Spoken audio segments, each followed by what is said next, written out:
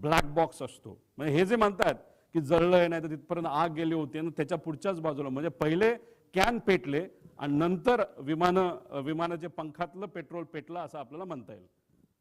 आता हे सगळे डिटेल्स आहेत, सात वगैरे सगळं, त्याच्यामध्ये पेट्रोल किती लागणार आहे, 250 लिटर 400 लिटर ह्याचं ॲव्हरेज आम्ही हे सगळे गणित त्याच्यामध्ये आहेत.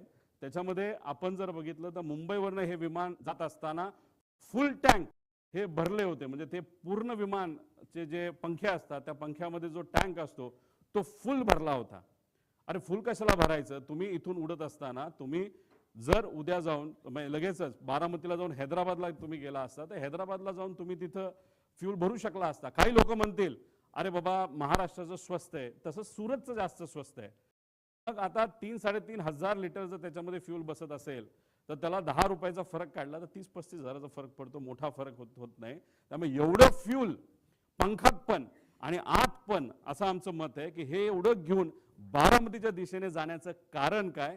आणि जे मी पायलटच्या बाबतीत बोललो होतो की मुद्दामूनच कदाचित त्याचा वापर करून, पायलटचा वापर करून हा घातपात झाला असावा आणि त्या घातपातामध्ये फ्यूल जास्त असलं की मोठा स्फोट होईल हे कुठेतरी शंका लोकांच्या मनामध्ये, आमच्या मनामध्ये ती कुठेतरी खरी ठरताना आपण सर्वजण बघू शकतो. हा तसा या ईमेल प्रमाणे फ्लाईट प्लॅन आहे, पण आम्हाला जे कळालंय तसा ऑफिशियली त्यांनी DGCA सांगितलं नव्हतं त्यांचा फ्लाईट प्लॅन काय.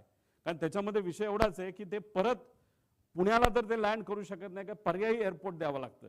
ते पुणे देऊ शकत नाही कारण का तिथं डिफेन्सचं फ्लाइंग सकाळी होतं. त्यानंतर मग त्याला सोलापूर देता येत नाही, त्यात सुद्धा अडचण आहे. त्याला जर दुसरं कुठलं तरी द्यायचं असेल तर ते फक्त चिपी एअरपोर्ट देऊ शकतात, पण ते पण नाही कारण त्यावेळेस तिथं धुक्का असू शकतं. पण असेल तर कुठलं तर मुंबईच असेल. त्यामुळे ते उगाच तुम्ही जो फेरफटका मारला तो न मारता अंदाज घेऊन 3000ची विजिबिलिटी जी 5000 पेक्षा कमी आहे. 5000 हे DGCAचं नॉर्म आहे. एक तर तुम्ही उडायला नव्हतं पाहिजे हा आमचा मुद्दा आहे, आणि उडला तरी लँड करण्याचा प्रयत्न तिथं केला नाही पाहिजे. तुम्हाला परत मुंबईला यावं लागलं असतं. आणि पण फ्यूल भरलं होतं, आत अधिकचे टँक होते असं आमचं मत आहे. आणि त्याच्यात परत जाण्यापेक्षा डायरेक्ट हे विमान खाली आदळण्यात आलं, हे मुद्दामून आदळण्यात आलं असं आम्हाला आता त्या ठिकाणी वाटायला लागले. पुढे आता ह्याच्यामध्ये सर्वात म्हणजे विमान टेक ऑफ हे मी तुम्हाला सांगितलं. फ्लाईट प्लॅनची माहिती आपल्याला लागेल. आता फ्लाईट प्लॅनच्या बाबतीत तिथं एक गोपी नावाचा VSIचा हँडलर आहे, लय करामती आहे, मुंबईमध्ये तो बसतो. आता हे काय करतात, फ्लाईट प्लॅन हे मॅन्युपुलेट करू शकतात.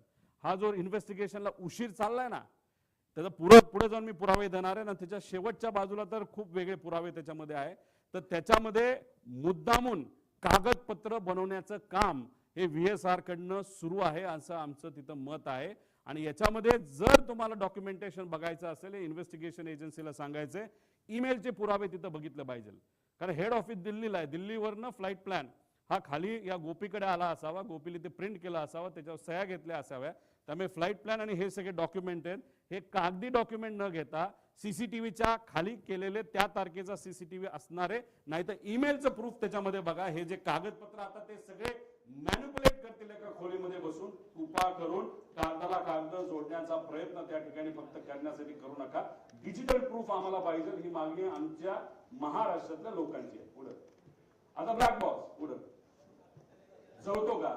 आता ह्याच्यामध्ये काय सांगितलंय की ब्लॅक बॉक्स जळला, त्यातली माहिती नाही मिळाली, बरंच काय आहे. आता हे काल परवा तुम्ही बघितलं असेल, सगळ्या तज्ञांनी सांगितलंय की 1100 डिग्री सेल्सिअसला 1 तास जर हा आगीत पडला असेल, ते सुद्धा 1100 डिग्री सेल्सिअसला, तरच कुठं ना कुठं तरी हा ब्लॅक बॉक्सला फटका बसू शकतो. याच्यामध्ये 2 भाग असतात. एक व्हॉइस मागे घ्या, व्हॉइस रेकॉर्डिंग असतं त्याला CVR म्हणतात, आणि FDR असतं. FDR म्हणजे जे आम्ही म्हणतोय त्यांनी काही गोष्टी बंद केल्या, मग त्याचं ते हाईट असेल, स्पीड असेल, ह्याचा सगळा डेटा असतो, तो त्याच्यामध्ये FDR मध्ये असतो. आता प्रेशर जर 6000 मीटर खोलीपर्यंत जे प्रेशर असतं पाण्याचं, त्या प्रेशरला हा ब्लॅक बॉक्स टिकू शकतो, 1 महिना टिकू शकतो. हे प्रेशर अतिरिक्त सांगितलंय 6000.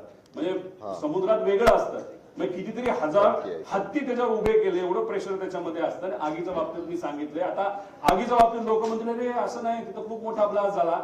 एक तुम्ही समजून घ्या, तिथं बरेचसे कागद हे न जळलेले तुम्हाला दिसले. त्याचं कारण असं, तो भपका जो स्फोटचा असतो तो काही सेकंदासाठी असतो, तो नंतर विझून जातो.